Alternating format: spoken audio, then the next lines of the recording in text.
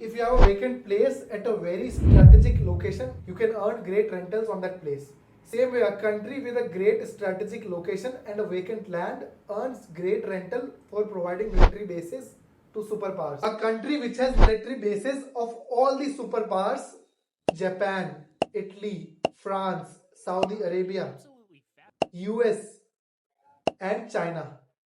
The military bases of US and China are just a few kilometers away in this country. And for providing the space, this country charges rent to the superpowers. For example, it takes $70 million annual rent from US for providing land for the military base. That country is in Africa, the country of Djibouti, situated under the Red Sea, around the area which sees war throughout the air, like Yemen, Syria, Lebanon, Palestine. And with military bases comes rainfall of taxpayers' money in the name of nationalism and country's defense. And a military base requires thousands of facilities. That is why with every military base there are multiple contractors involved who bribes the government via shell companies and offshore bank accounts to get the contract. That is why in Djibouti there is a company of almost every big military contractor.